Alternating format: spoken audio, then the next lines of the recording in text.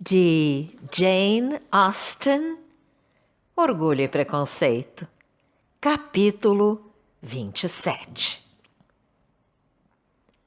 Sem outros acontecimentos de maior importância na família de Longbourn e apenas diversificados pelos passeios a Meryton, umas vezes com chuva, outras vezes com frio, decorreram janeiro e fevereiro.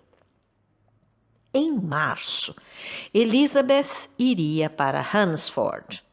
Não simpatizara a princípio com a ideia da visita, mas, tendo descoberto que Charlotte tinha grande empenho em sua ida, foi habituando-se a considerá-la não só com um certo prazer, como com uma certeza cada vez maior. A ausência aumentara seu desejo de voltar a ver Charlotte e mitigara sua aversão por Mr. Collins. Não deixava de constituir uma novidade e, como com uma mãe como a sua e irmãs tão pouco cordiais, o ambiente em casa nem sempre era o que seria de desejar. Considerava oportuna uma pequena mudança de ares. A viagem permitir-lhe-ia, além do mais, avistar-se com Jane e, em resumo, à medida que o tempo se aproximava, crescia sua impaciência. Porém, tudo decorria lentamente, e quando, por fim, fixaram a viagem, decidiram de acordo com a primeira ideia de Charlotte. Elizabeth iria na companhia de Sir William e de sua segunda filha. Londres completaria a primeira etapa e ali pretendiam passar parte do dia e a noite. A Elizabeth custava unicamente deixar o pai, que de certo sentiria sua falta e a quem, chegada àquela altura, agradava tão pouco a partida da filha que pediu para ela lhe escrever e quase lhe prometeu responder à carta. A despedida entre ela e Mr. Wickham decorreu de forma perfeitamente amigável e, da parte dele, um pouco mais que isso. Embora, de momento, as suas atenções se encaminhassem em outro sentido, ele não poderia esquecer que Elizabeth fora a primeira a despertar-lhe e a merecer-lhe essas atenções. A primeira a escutá-lo e a lastimá-lo. A primeira a ser digna de sua admiração.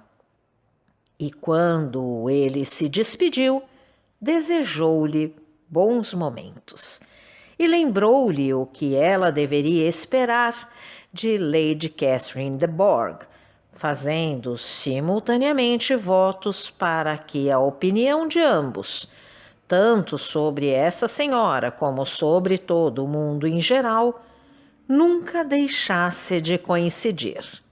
Ele deu provas de uma solicitude e de um interesse que ela sentiu não deixar de fortalecer para sempre os laços de uma amizade sincera entre eles. E dele ela se apartou, convencida de que, casado ou solteiro, ele seria sempre, a seus olhos, o modelo da simpatia e do encanto. Os seus companheiros de viagem, no dia seguinte, não eram de índole a desfazer nela a boa impressão que Wickham lhe deixara.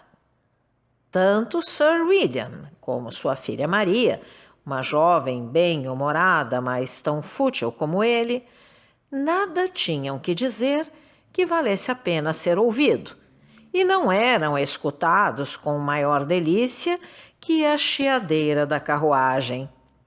Elizabeth gostava de observar as pessoas ridículas. Porém, havia muito tempo que conhecia Sir William. O relato maravilhoso de sua apresentação na corte e de sua investidura já não era novidade para ela. E as suas delicadezas tinham sofrido um desgaste idêntico ao de suas informações. Não teriam, nesse dia, mais de 24 milhas a percorrer. Mas quando saíram ainda era madrugada, pois tensionavam estar em Gracechurch Street por volta do meio-dia. Quando pararam à porta de Mr. Gardiner, Jane encontrava-se em uma das janelas da sala, aguardando sua chegada. E quando entraram em casa, ela já se encontrava no vestíbulo para os receber, e Elizabeth, olhando-a demoradamente, regozijou-se por a ver tão saudável e encantadora como nunca. Ao cimo das escadas, acotovelava-se um pequeno grupo de crianças, meninos e meninas, cuja ânsia de ver a prima não lhes permitia esperar na sala de visitas, e cuja timidez, pois fazia um ano que não a viam, impedia-lhes de descer a seu encontro. O ambiente era de alegria e afabilidade.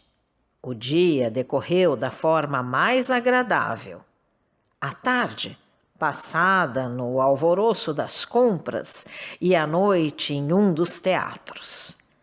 Aí, Elizabeth procurou o lugar junto da tia. O primeiro assunto a ser abordado entre elas foi a respeito de sua irmã, e assaltou-a maior preocupação que espanto ao ouvir, em resposta às suas minuciosas inquirições, que, embora Jane continuasse lutando por manter sua boa disposição, tinha períodos de desânimo e melancolia. Era, contudo, de esperar que eles não durassem por muito tempo. Mrs. Gardiner contou-lhe também, em pormenor, a visita de Miss Bingley a Gracechurch Street e repetiu-lhe as várias conversas que desde então tivera com Jane e que lhe davam a entender não existir, de sua parte, nenhum interesse em continuar a amizade. Mrs. Gardiner referiu-se seguidamente à deserção de Wickham e congratulou a sobrinha por suportar com tanta dignidade.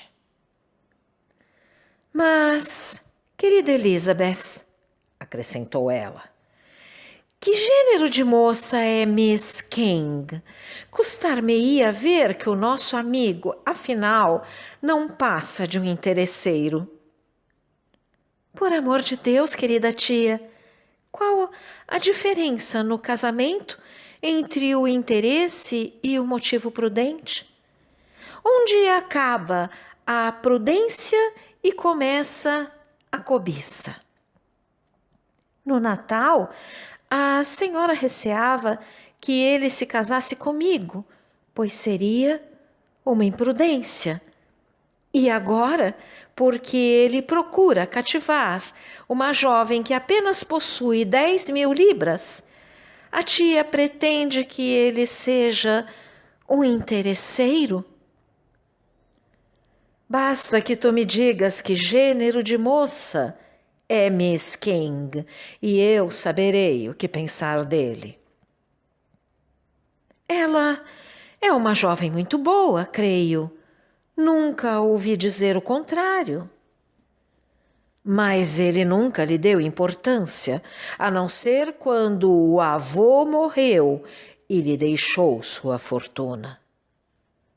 Não, porque haveria ele de lhe ligar? Se não lhe era permitido conquistar minha atenção, porque eu não tinha dinheiro, por que razão haveria ele de se voltar para uma moça por quem ele não se interessava e que era tão pobre como eu? Contudo, parece-me pouco delicado da parte dele rodear de atenções essa jovem após a morte tão recente do avô. Um homem em situação embaraçosa não tem tempo para considerações dessa ordem e que outros podem acatar. Se ela não faz objeções, por que haveremos nós de o fazer? O fato de ela não objetar não quer dizer que o justifique. Apenas demonstra que também nela há ausência de algo, bom senso ou sentimentos. Pois bem, exclamou Elizabeth, como queira, minha tia, ele será um interesseiro e ela uma tola. Não, Lizzie, não é isso que eu quero. Lamentaria muito, tu o sabes bem, por defeito em um jovem que durante tanto tempo viveu em Derbyshire. Se é só isso, tenho uma péssima opinião acerca dos jovens que viveram em Derbyshire e os seus amigos íntimos que vivem em Hertfordshire não são melhores. Estou farta de todos eles. Graças a Deus, a partir de amanhã gozarei da companhia de um homem destituído de qualquer qualidade, bom senso ou distinção. Os estúpidos são, no fundo, os únicos que vale a pena conhecer. Toma cuidado, Lizzie. O que acabaste de dizer encerra alguma coisa de muito parecido com desilusão. Pouco antes do fim da peça, que viria por termo à sua conversa, Elizabeth teve a inesperada alegria de um convite para acompanhar os seus tios em uma excursão que eles pretendiam fazer no verão. Ainda não decidimos até onde iremos, disse Mrs. Gardiner, mas não descartamos a ideia de visitar a região dos lagos.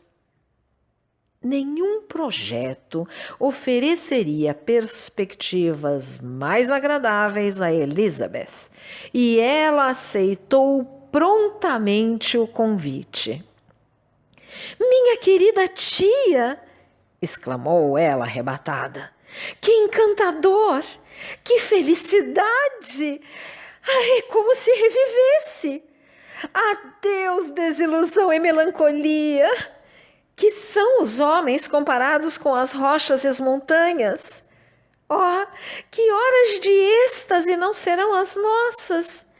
E quando regressarmos, não acontecerá como com os outros viajantes, que não são capazes de dar uma ideia exata de nada. Nós saberemos onde fomos, descreveremos o que vimos. Lagos, montanhas e rios não se misturarão na nossa imaginação. E na nossa tentativa de descrever determinado cenário, não discutiremos quanto à sua localização. Não deixaremos que as nossas primeiras efusões sejam tão insuportáveis como as da maioria dos viajantes. Obrigada pela audiência. Se você gostou deste áudio, por favor, deixe seu like, compartilhe, deixe também seus comentários. E não esqueça de se inscrever no canal e ativar o sininho. Assim, Toda vez que nós colocarmos um novo vídeo, você será avisado. Não deixe a leitura para depois. Um grande abraço e até a próxima!